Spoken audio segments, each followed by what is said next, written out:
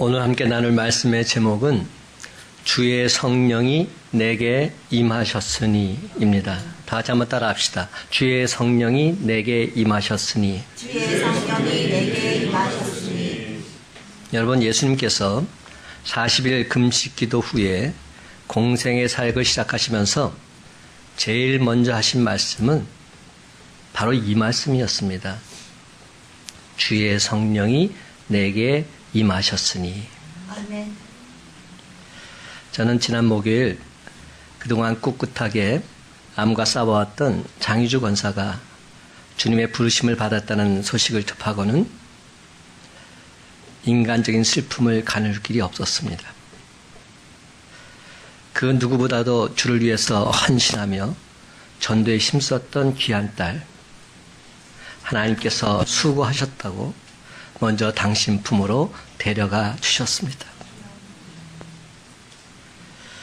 저는 장례 기간 중에 예배 드릴 때마다 유가족들과 성도들에게 우리는 저 천국에서 영원한 생명이 예비되어 있기에 더 이상 슬퍼하지 말자고, 기쁜 마음으로 장희주 권사를 천국으로 환송하자고 힘있게 선포했습니다. 하지만 제 마음 한구석 뻥 뚫린 듯한 먹먹한 심정 어찌할 수 없었습니다. 제가 이러할진데 지극정성으로 아내 간호에 전심을 기울였던 이한동 집사, 그리고 살아가는 종려와 엘림의 마음 과연 어떠했을까요? 그런 저에게 하나님께서는 오늘 말씀을 가지고 유가족은 물론이요, 온 성도들에게 다시금 분명한 용기를 주라고 말씀해 주셨습니다. 예수님께서는 이 땅에 오셔서 공생의 사역을 시작하시면서 제일 먼저 주의 성령이 내게 임하셨습니다. 온 세상에 힘차게 선포하심으로 공생의 사역을 시작하고 계십니다. 사랑하는 성도 여러분, 어느 시간 이 말씀이 저와 이들 모두에게 동일하게 선포되어질 때 이한동 집사를 비롯한 유가족은 물론이요, 우리 모두에게도 주의 성령이 강력하게 임재해 주실 줄로 믿습니다. 아멘. 그렇습니다. 여러분, 주의 말씀이 선포될 때 말씀을 듣는 자나 말씀을 전하는 자나 주의 성령이 강권적으로 임함으로 성령 충만한 은혜를 온전히 체험하게 될 줄로 믿습니다. 그래서 마침내 주의 성령이 내게도 임했습니다. 기쁨과 감격에 겨워서 간증하는 저와 여러분의 복된 삶이 되시기를 주님의 이름으로 간절히 축원합니다. 아멘. 오늘 본 말씀 바로 전에는 예수님께서 공생의 사역을 시작하시기에 앞서서 40일 동안 금식하신 후에 광야에서 사탄 마귀 세력과 영적 전투를 벌이는 장면이 나옵니다. 그렇다면 여러분, 한번 묻겠습니다. 예수님께서 사탄 마귀의 싸움에서 무엇으로 승리하셨습니까? 무엇으로 승리하셨죠? 하나님 말씀으로. 계속 성경은 말합니다. 기록된 바, 기록된 바, 기록되었으되, 기록되었으되. 그렇습니다. 예수님은 기록된 하나님의 말씀으로 승리하셨습니다. 히브리서 4장 12절은 말합니다. 하나님의 말씀은 살아있고 활력이 있어 좌우의 날선 어떤 검보다도 예리하여 혼과 영과 및 관절과 골수를 찔러 쪼개기까지 하며 또 마음의 생각과 뜻을 판단하시나니. 그렇습니다. 하나님의 말씀은 살아있고 생명력이 있습니다. 하나님의 말씀은 능치 못함이 없으십니다. 그런데 여러분, 사탄 마귀도 예수님과의 영적 싸움에서 하나님의 말씀으로 대항했다는 사실을 여러분 아십니까? 누가복음 4장 10절과 11절 말씀 제가 있습니다. 기록되었으되 하나님이 너를 위하여 그 사자들을 명하사 너를 지키게 하시리라 하였고, 또한 그들이 손으로 너를 받들어 내 발이 돌에 부딪히지 않게 하시리라 하였느니라. 여러분, 이 말을 누가 한 말입니까? 사탄 마귀가 한 말입니다. 사탄 마귀가 시편 91편 말씀을 인용해서 한 말입니다. 여러분, 과연 어떤 생각이 드십니까? 좀 이상하지 않으세요? 예수님도 하나님 말씀으로 대답하시고 사탄 마귀도 하나님의 말씀으로 맞받아치고 있습니다. 근데 결국은 예수님께서 승리하셨습니다. 이 장면을 어떻게 여러분 생각하십니까? 수많은 설교자들이 사탄 마귀의 영적 전투에서 우리도 예수님처럼 하나님 말씀으로 승리합시다 외칩니다. 근데 자세히 살펴보니까 사탄 마귀도 똑같이 하나님 말씀으로 대항하고 있는 겁니다. 그렇다면 도대체 어떻게 예수님께서 사탄 마귀와의 영적 전투에서 승리하셨을까요? 그래서 저는 이 말씀을 읽고 또 읽고 또 읽으면서 깊이 다시 한번 묵상하게 되었습니다. 그런 중 마침내 하나님께서 저에게 승리의 비결을 깨닫게 해주셨습니다. 그것은 바로 성령이 임하기만 하면 우리는 영적 싸움에서 반드시 승리한다는 사실입니다. 아멘. 첫째로 주의 성령이 임하면 우리는 언제나 승리하게 되어 있습니다. 주의 성령님이 임하시기만 하면 승리는 이미 예견되어 있는 것입니다. 그러므로 사탄 마귀의 영적 싸움은 이미 예수님께서 승리하시게 되어 있습니다. 아니 반드시 승리할 수밖에 없는 것입니다. 다 같이 4장 1절과 2절 상반절 말씀 함께 읽기를 원합니다. 시작. 예수께서 성령의 충만함을 입어 요단강에서 돌아오사 광야에서 40일 동안 성령에 이끌리시며 마귀에게 시험을 받으시더라. 아멘. 우리는 흔히 예수님을 생각할 때 하나님의 아들, 즉 하나님이시다 생각합니다. 하지만 여러분 명심하십시다. 우리가 믿는 예수님은 온전한 하나님이시며 온전한 인간이십니다. 하나님이시면서도 우리들과 똑같은 인간이란 말입니다. 그러하기에 예수님께서도 하나님 아버지께 간절히 기도하셨습니다. 예수님이야말로 새벽기도, 철야기도, 산상기도 때와 장소를 가리지 않고 그 누구보다도 간절히 하나님께 기도하셨던 기도의 사람이셨습니다. 예수님께서 드디어 공생의 사역을 시작하기에 앞서서 40일 작정 기도에 들어가십니다. 그런데 그 금식 기도 제목이 무엇입니까? 바로 이겁니다. 주의 성령을 내게 임하여 주옵소서. 주의 성령을 내게 임하여 주옵소서. 예수님께서는 이미 세리연으로부터 성령 세례를 받으셨기에 40일 동안 성령에게 이끌리셨습니다. 그리고 마침내 40일 작정 금식 기도를 통해서 성령 충만한 하나님의 사람이 되신 것입니다. 그러기에 예수님의 입에서 나오는 하나님 말씀과 사탄 마귀에게서 나오는 하나님 말씀 이미 상대가 될 수 없습니다. 제 아무리 똑같은 하나님 말씀을 말한다 할지라도 성령이 함께하는 말씀과 성령이 함께하지 않는 말씀 다를 수밖에 없습니다. 수많은 설교자들이 강단에서 하나님 말씀을 전합니다. 근데 왜 어떤 때는 그 말씀이 은혜가 되고 왜 어떤 때는 그 말씀이 은혜가 되지 않을까요? 이는 주의 성령이 임할 때와 주의 성령이 임하지 않을 때의 차이가 아닐까요? 말씀을 전한다, 말씀을 듣는 자랑 똑같습니다. 여기는 이재성 목사도 성령 충만한 가운데서 말씀을 전하지 못한다면 아무리 멋진 말을 한다 할지라도 그 말씀이 성령의 감동으로 역사하지 못합니다. 그리고 여러분도 마찬가지로 성령의 충만한 은혜를 맛보면서 하나님 말씀을 들을 때와 그러지 못할 때는 천지 차이가 발생하는 겁니다. 그래서 저는 오늘 말씀을 전하고자 이 달에 서기 전에 예수님께서 들으셨던 바로 그 기도를 하나님께 간절히 올려드렸습니다. 주의 성령을 내게도 임하여 주옵소서. 아멘. 주의 성령을 사랑하는 유가족들에게도 임하여 주옵소서. 아멘. 주의 성령을 우리 모든 성도들에게도 임하여 주옵소서. 아멘. 성령의 인자심을 이 자리에 나온 모두가 다 온전히 체험하게 해 주시옵소서. 아멘. 사랑하는 성도 여러분, 오늘 이 시간 주의 성령이 임하셔서 우리 모두가 성령 충만한 하나님의 사람으로 다시금 거듭나게 될 줄로 믿습니다. 아멘. 사탄 마귀의 영적 싸움에서 반드시 승리하게 될 줄로 믿습니다. 아멘.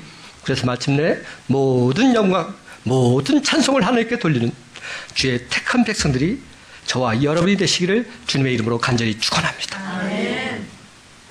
이제 예수님께서 사탄 마귀와의 영적 전투에서 승리하신 후에 갈릴리로 돌아가셔서 공생의 사역을 본격적으로 시작하십니다.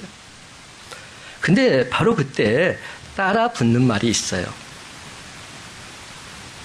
4장 14절과 15절 말씀, 예수께서 성령의 능력으로 갈릴리에 돌아가시니 그 소문이 사방에 퍼졌고 친히 그 여러 회당에서 가르치시며 뭇 사람에게 칭송을 받으시더라. 중요한 말이 뭐죠?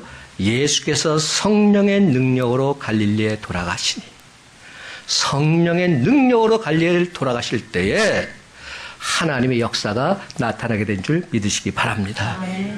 그렇습니다. 주님께서 주의 성령을 온전히 체험하고 계십니다. 두 번째 모습이 바로 예수님의 성령 충만한 모습입니다. 근데 예수님께서 왜 도대체 주의 성령이 자신에게 강하게 임하게 해달라고 기도하셨을까요? 그 이유가 분명합니다. 18절과 19절 말씀 다 같이 한 목소리 있습니다. 시작. 주의 성령이 내게 임하셨으니 이는 가난한 자에게 복음을 전하게 하시려고 내게 기름을 부으시고 나를 보내사 포로된 자에게 자유를, 눈먼 자에게 다시 보게 함을 전파하며 눌린 자를 자유롭게 하고 주의 은혜의 해를 전파하게 하려 하심이라 하였더라. 분명한 이유가 있습니다. 내가 성령 충만해야 될 이유가 바로 여기에 있는 겁니다. 예수님께서 성령 충만을 간절히 사모했던 이유가 바로 여기에 있습니다. 주의 성령이 임해야 주님께서 맡겨준 사명을 감당할 수 있기 때문에, 성령 충만하지 않고서는 주님의 사명을 감당할 수 없기 때문에, 그래서 주님께서는 주의 성령을 내게 임하여 주옵소서 간절히 간구했던 것입니다. 그런데 여러분, 이 말씀의 원조가 따로 있다는 사실 우리가 알고 있죠. 17절을 보면 선지자 이사야의 글을 드리거늘 책을 펴서 이렇게 기록한 데를 찾으시니 이렇게 말합니다. 지금 이 말씀은 어디에서 비롯된 말씀입니까? 이사야서 61장 1절, 2절, 3절에서 비롯된 말씀입니다. 다 같이 한 목소리로 읽기를 원합니다. 이사야 61장 1절, 2절, 3절입니다. 시작. 주 여호와의 영이 내게 내리셨으니 이는 여호와께서 내게 기름을 부으사 가난한 자에게 아름다운 소식을 전하게 하시리니라. 나를 보내사 마음이 상한 자를 고치며 포로된 자에게 자유를, 갇힌 자에게 노임을 선포하며 여호와의 은혜의 해와 우리 하나님의 보복의 날을 선포하여 모든 슬픈 자를 위로하되 무릇 시온에서 슬퍼하는 자에게 화관을 주어 그 죄를 대신하며 기쁨의 기름으로 그 슬픔을 대신하며 찬송의 옷으로 그 근심을 대신하시고 그들이 의의 나무 곧 여호와께서 심으신 그 영광을 나타낼 자라 일컬음을 받게 하려 하심이라. 아멘.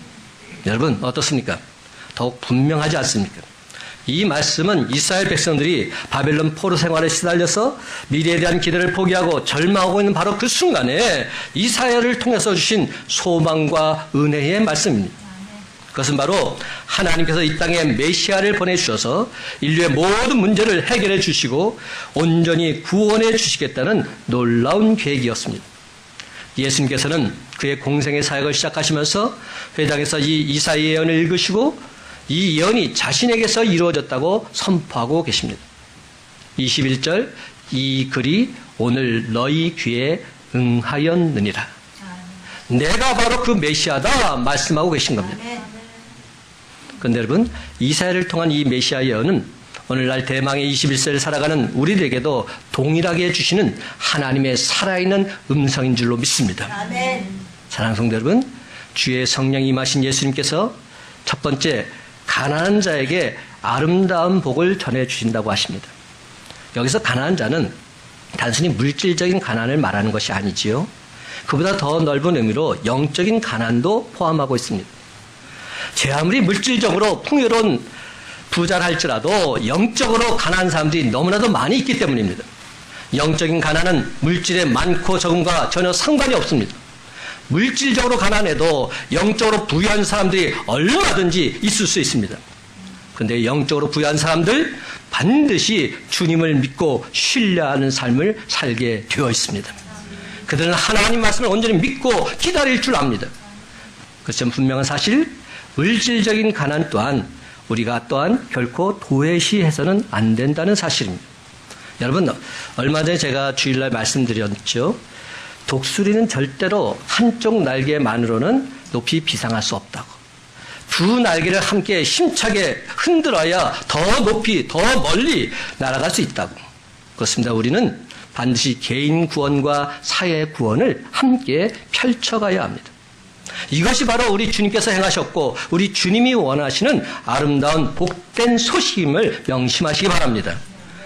그래서 심령이 가난한 자는 물론이요 육신이 가난한 자에게도 개인 구원과 사회 구원, 복된 소식을 힘써 전하는 우리의 모습이 되길 간절히 바랍니다. 그렇습니다, 여러분. 성령의 강권된 도우심으로 개인 구원과 사회 구원의 두 날개를 힘차게 흔들면서 우리 주님의 지상 명령을 이루고자 애쓰고 힘쓰시기 바랍니다. 그러면 하나님의 한량한 은혜와 축복이 저와 여러분 모두에게 누르고 넘치도록 부어지게 될 줄로 믿습니다. 누가복음 6장 38절 말씀, 주라 그리하면 너희에게 줄 것이니 곧 후이되어 누르고 흔들어 넘치도록 하여 너희에게 안겨주리라. 아멘. 너희가 헤아린 그 헤아림으로 너희도 헤아림을 도로 받을 것임이니라.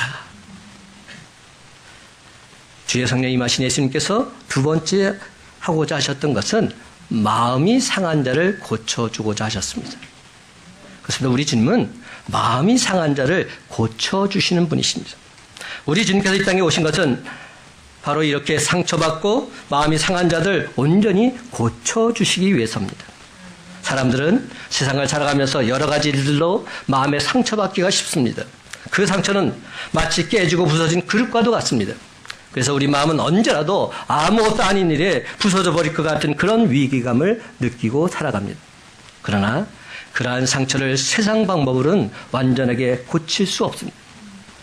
더욱이 영적인 갈등이나 고민 등으로 상처받은 심령, 인간의 의술로 세상 그 어떤 방법으로도 온전히 치유할 수 없습니다. 이와 같은 인생의 좌절과 삶의 근본적인 문제들을 완벽하게 치유해 주시는 분이 계신데 그분이 바로 우리 주 예수 그리스도이십니다. 아멘. 이사야 53장 5절은 말합니다. 그가 찔림은 우리의 허물 때문이요 그가 상함은 우리의 죄악 때문이다. 그가 징계를 받음으로 우리가 평화를 누리고 그가 채찍에 맞음으로 우리가 나음을 받았다. 아멘. 사랑하는 성도 여러분, 오직 세상 만물을 창조하시고 다스리시는 주님만이 그 일을 하실 수 있습니다. 주 여호와의 영이 임하신 예수 그리스도만이, 주의 성령이 임하신 예수님만이 마음이 상한 자를 고쳐주시고 어루만져 주실 수 있습니다. 그렇습니다, 여러분. 오직 예수 그리스도의 사랑으로 그 상처들이 감싸질 때 우리의 상처난 심령 완전히 나음을 얻게 될 줄로 믿습니다. 그렇습니다. 우리 주님의 찔림과 상함과 징계 받으심, 채찍에 맞으심으로 우리가 온전히 나음 받아서 세상이 줄 수 없는 참된 평안, 참된 안식을 누리게 될 줄로 믿습니다. 아멘. 주의 성령이 임하신 예수님께서 세 번째 하고자 하셨던 것은 포로된 자에게 자유를 주고자 하셨습니다. 이 말씀에서 포로된 자는 죄의 사슬에 매여 있는 자를 말합니다. 인류는 그 누구나 죄의 사슬에 매여 있습니다. 로마서 3장 23절 모든 사람이 죄를 범하였으며 하나님의 영광이 이르지 못하였더라. 또한 이 죄의 결과는 곧 사망에 이르게 되어 있습니다. 이런 죄에서 그 누구도 자유할 수 없기에 인간 세상에는 불행이 있을 수밖에 없는 겁니다. 로마서 7장 24절 오호라 나는 곤고한 사람이로다. 이 사망의 몸에서 누가 나를 건져내랴. 그렇습니다. 이 세상에는 이처럼 하나님을 알지 못하고 죄의 종이 돼서 양심과 자유를 잃어버린 채 마치 포로처럼 살아가는 억눌린 자들이 많이 있습니다. 그러므로 예수님께서는 이런 자들을 자유롭게 해주시고 사탄 마귀와 왕노릇하는 이 땅에서 참된 자유를 그들에게 주시기 위해서 이 땅에 오신 것입니다. 그럴진데 우리 주님은 이 모든 부자유스러운 문제들을 해결해 주고자 하십니다. 우리가 예수 그리스도 안에서 죄의 속박에서 해방된 기쁨과 감격을 온전히 경험하기만 하면 참된 자유가 얼마나 소중한 것인지 깨닫게 되는 것입니다. 고린도후서 3장 17절은 말합니다. 주는 영이시니 주의 영이 계신 곳에는 자유가 있느니라. 그렇습니다. 이런 모든 문제를 완벽히 해결하시기 위해서 주님께서 이 세상에 오셨습니다. 요한복음 3장 16절 하나님이 세상을 이처럼 사랑하사 독생자를 주셨으니 이는 그를 믿는 자마다 멸망하지 않고 영생을 얻게 하려 하심이라. 요한복음 8장 32절 진리를 알지니 진리가 너희를 자유롭게 하리라. 아멘입니다. 그러므로 사랑하는 성도 여러분, 오늘 시간 우리 주님을 온전히 믿어서 죄의 사실이 풀어지고 참된 자유를 누리시는 저와 여러분의 복된 삶이 다 되시기를 주님의 이름으로 간절히 축원합니다. 아멘. 주의 성령이 임하신 예수님께서 네 번째 또 하신 일은 갇힌 자에게 노임을 주고자 하셨습니다. 여러분, 우리 주님께서는 갇힌 자에게 노임을 주시는 분이십니다. 이는 육체적인 자유를 누리는 것을 말합니다. 특별히 우리 주님은 수많은 육체적인 병자를 고쳐주셨습니다. 예수님의 치유사역은 그의 활동의 3분의 1을 차지할 정도로 중요한 것이었습니다. 물론 오늘날 육체적인 질병은 대부분 병원을 통해서 고침을 받습니다. 하지만 의학이 발달한 지금도 병원에서는 전혀 손도 못 대는 그런 질병들이 많이 있습니다. 오직 우리 주님의 은혜의 손길만을 기다리는 그러한 환우들이 있는 것이지요. 이런 불치의 병자들을 우리 주님께서 강권적으로 어루만져 주심으로 온전하게 깨끗하게 치유되는 기적을 목도하게 되길 간절히 바랍니다. 아멘. 오늘 시간 가난한 자에게 아름다운 소식을 전해주시고 마음이 상한 자를 고쳐주시며 포로된 자에게 자유를, 갇힌 자에게 노임을 주시는 우리 주님을 기쁘고 즐거운 마음으로 찬양하기를 원합니다. 마음이 상한 자를 고치시는 주님, 가사를 생각하면서 우리가 전심으로 찬양하십시다.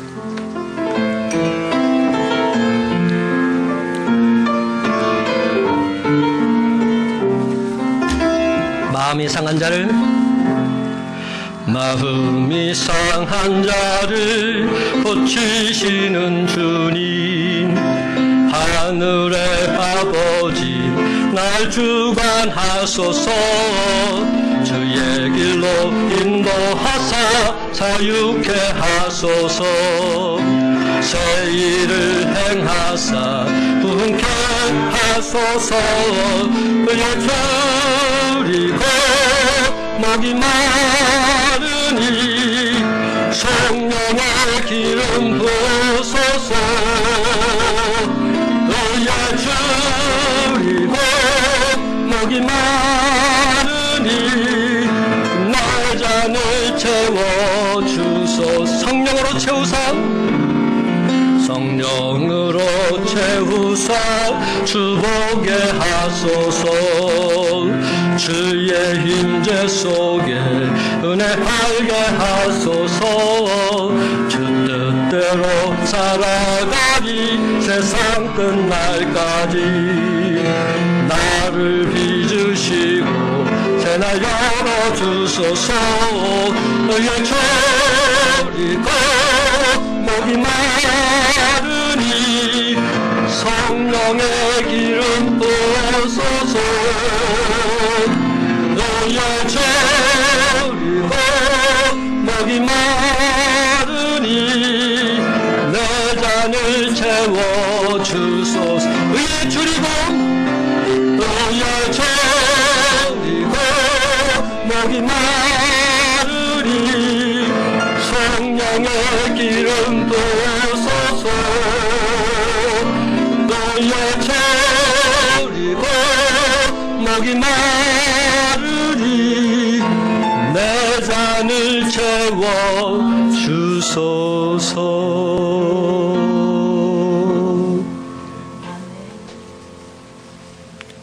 마지막 세 번째로 예수님께 임했던 주님의 성령이 이젠 내게도 임하길 원합니다. 그렇습니다. 주의 성령이 지금 이 시간 나에게도 임했으면 좋겠습니다. 예수님에게 임하셨는 주의 성령이 나에게 임하지 않는다면 나는 결코 주님처럼 그 사명 감당할 수 없습니다.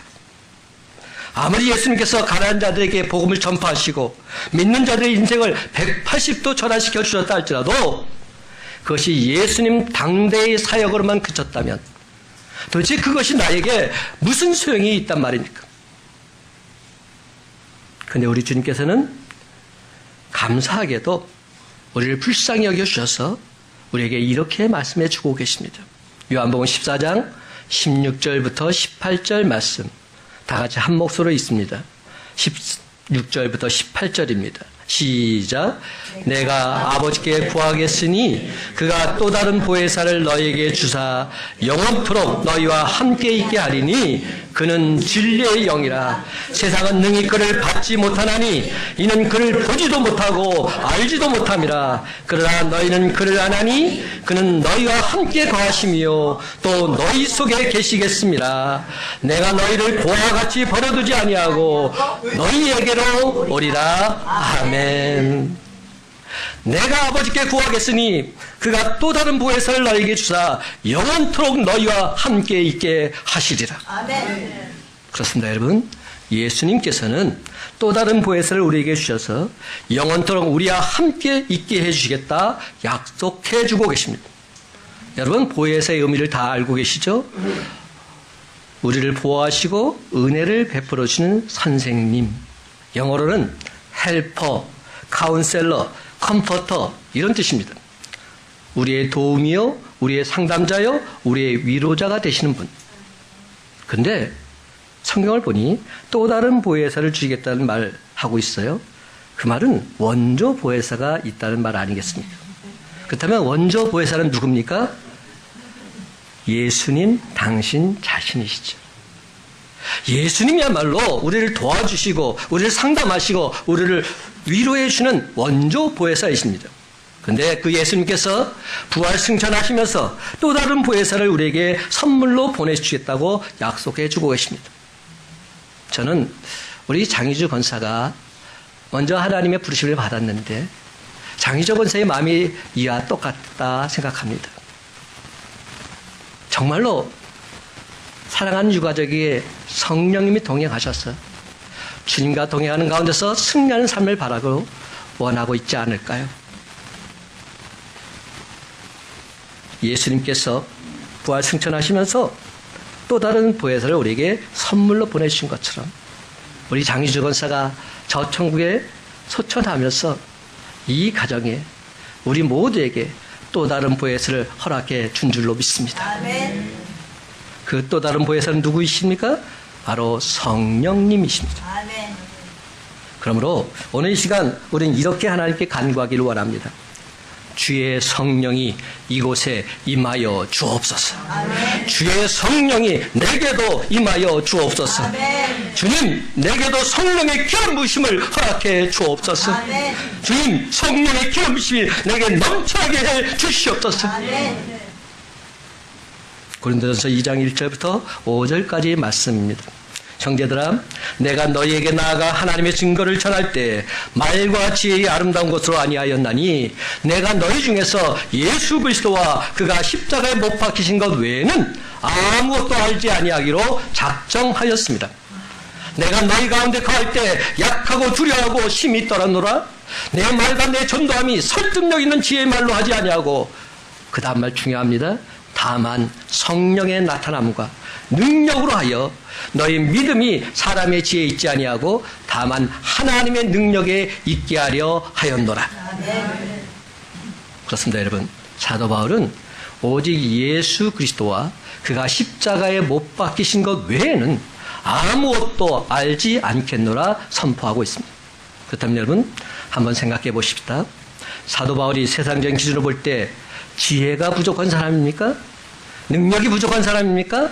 아니지요. 전혀 그렇지 않습니다. 그런데도 그는 오직 예수 그리스도, 예수 그리스도의 십자가만을 증거하겠다 선포하고 있습니다.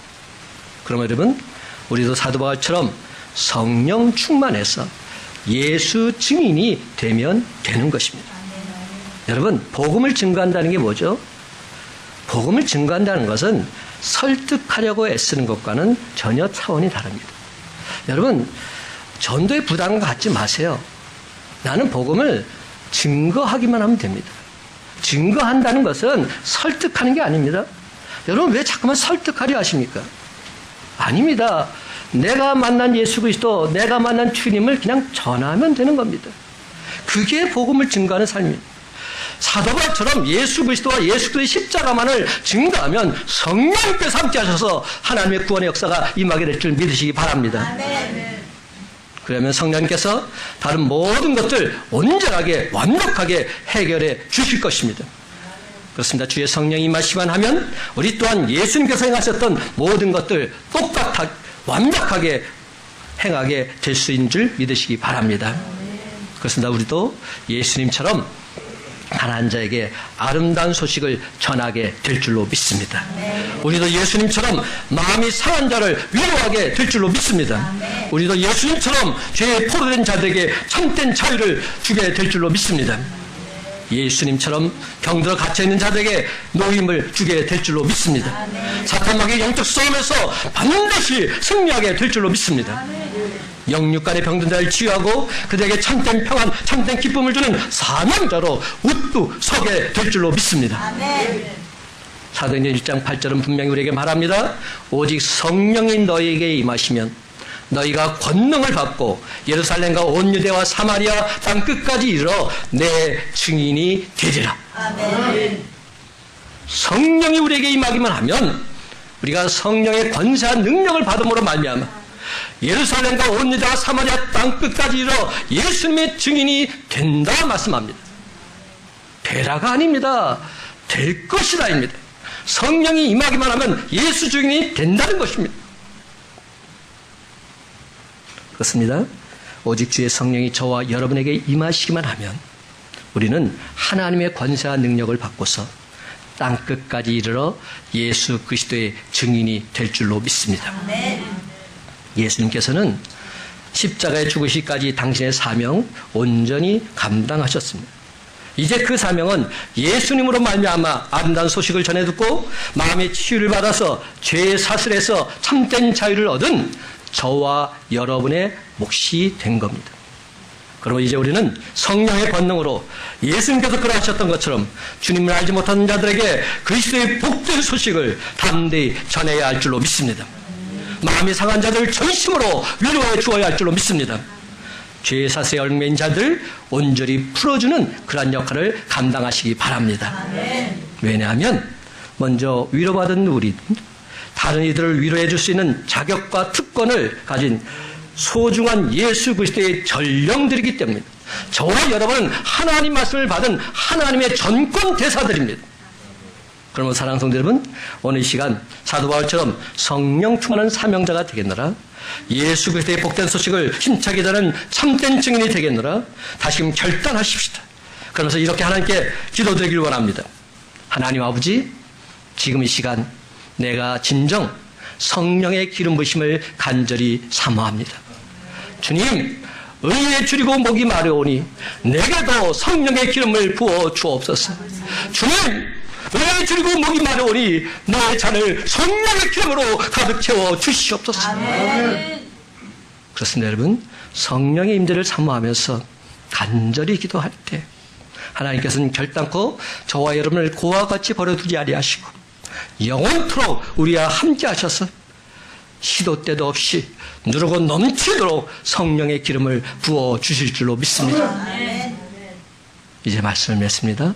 사랑하는 성도 여러분, 이제부로는 늘 항상 성령의 인도하심 따라 구원의 복된 소식을 전하면서 마음이 상한 자를 위로하고 죄의 사슬에 얽매인 자를 풀어주며 몸과 마음이 아픈 자를 치료해주는 주의 신실한 제자들이 바로 저와 여러분이 다 되시기를 주님의 이름으로 간절히 축원합니다.